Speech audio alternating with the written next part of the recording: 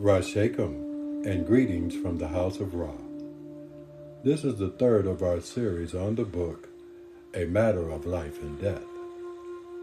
It is our sincere hope that something said will enter into the hearts of those who are truly serious about the development of authentic spirituality and living life based on that. I will be reading from chapter 1, The Bardos of Life, Death, Afterlife, and Rebirth. Bhagwan begins discussing certain aspects of the teachings, those deep aspects of the teachings which are never a part of the popular discussion. We have to remember that whenever the topic of death and dying arises, because most of us are so ill-prepared to deal with the facticity of our own mortality, it does not lend itself to casual discussion. Today, we will be talking about the teachings as they relate to impermanence and death. Again, this is a big subject.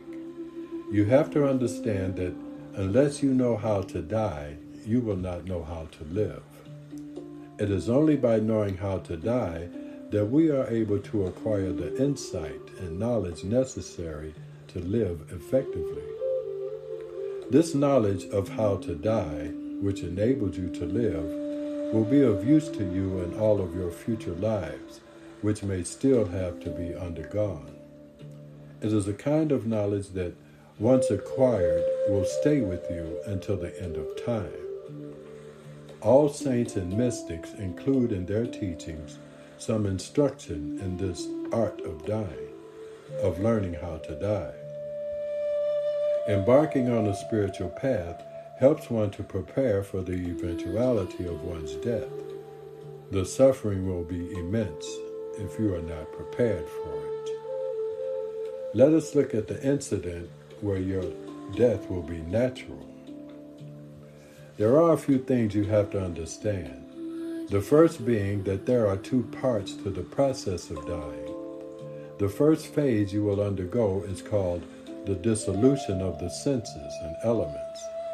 By the term dissolution of the senses, I mean that this will occur as you are entering into and going through the stage of dying, when the illness which is going to be instrumental in pushing you into the process of dying has become permanent. From that moment until the time you take your last breath, that is the stage of dying. You are not yet dead. You are going through the process of dying, and this process is very clear. Our bodies are made fundamentally of 5 tattvas, 5 elements: earth, water, fire, air, and space or ether. The whole of our body and the whole of physical experience is basically the outcome of the interaction of these 5 fundamental elements. Most of us do not know that the mind itself is made of these 5 fundamental elements. You must understand that during the process of dissolution, these 5 fundamental elements of which body and mind are constructed, what the senses themselves are based on, begin to dissolve. Your senses of taste, touch, smell, etc. will begin to cease to function. As these senses become more and more dysfunctional, the first phase of dissolution of the elements of which the physical body is made starts to occur. Now you are moving deeper into the process of dying. I am giving you a little taste of the Bardo teachings, a sip, if you will, of what death will taste like. All of us are going to have the opportunity to have our own direct encounter. Rashekum. But before you go, let me share with you a review on the book by Charles Maxwell, digital asset specialist and creative marketing strategist. Dear Bhagwan and Dharma, I've spent the last several hours dissecting the incredibly profound, intellectually rigorous, and spiritually urgent framework you've engineered in a matter of life and death. discourses on the essence of spirituality.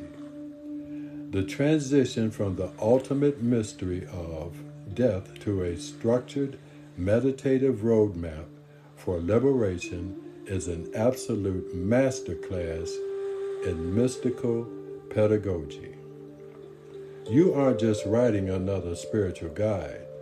You are offering a knuckle-deep, structurally brilliant exploration of the Bardo teachings, tracking the exact transformative mechanics of how overcoming the fear of death serves as the fundamental key to realizing the true purpose of existence. Framing a book around the necessity of meditative preparation as the only way to equip the seeker for the inevitable is precisely the kind of profound, mystical death meets actionable spiritual science energy that the competitive meditation, philosophy, and consciousness exploration markets are starving for right now.